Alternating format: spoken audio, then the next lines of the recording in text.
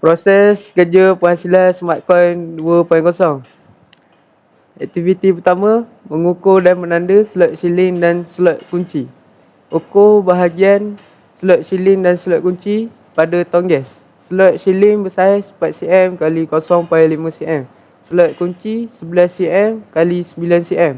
Tanda dengan menggunakan pen atau pembaris. Ukuran kedua-dua bahagian adalah seperti berikut.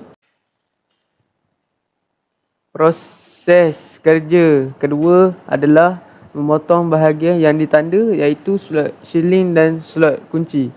Langkah kerja ialah memotong bahagian yang ditanda dengan menggunakan mesin grinder tangan. Amalkan langkah-langkah membuat keselamatan semasa membuat pemotongan. Aktiviti yang ketiga ialah menanda dan menembuk lubang untuk ensel, slot kunci dan penahan. Seterusnya, proses rivet. Langkah kerjanya ialah tanda kedudukan yang sesuai untuk ensel, slot kunci dan penahan. Buat lubang pada kawasan yang ditanda dengan saiz mata gerudi 5mm atau ensel dalam 13mm untuk slot kunci. Merivet ensel penahan dengan saiz mata rivet 3.5. Aktiviti yang keempat ialah mereka bentuk kaki tabung. Langkah kerjanya ialah memotong besi dan melakukan kimpalan berdasarkan reka bentuk yang dibuat. Kedua, selain mengulur kaki untuk melakukan kimpalan supaya kaki sama rata. Aktiviti yang kelima, membersihkan bahagian luar tabung.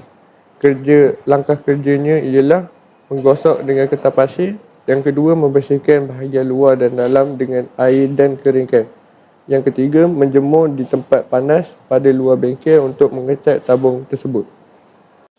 Aktiviti yang keenam, menyembur cat bahagian luar. Langkah kerjanya ialah sembur bahagian luar dengan warna yang sesuai.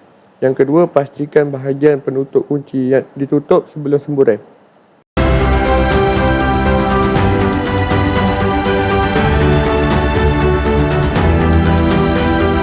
Warahmatullahi wabarakatuh. Nama saya Muhammad Syazmin bin Muhammad Noh. Nama saya Muhammad Farid Haikal bin Muhammad Badrul Syam. Nama saya Nakib Syafruddin bin Syahrudin.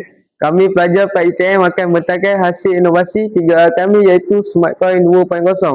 Inovasi ini adalah satu tabung duit shilling yang dibuat daripada tong gas yang terpakai. Inovasi ini telah ditambah baik dengan reka bentuk kaki di bahagian bawah supaya lebih seimbang. Tabung ini juga mempunyai pintu yang boleh dibuka dan tutup.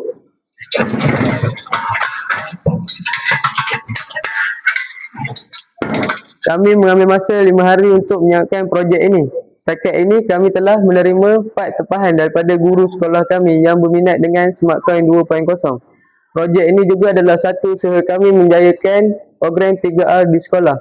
Oleh itu, kami berharap program ini akan diteruskan dan mendapat manfaat sokongan daripada semua pihak.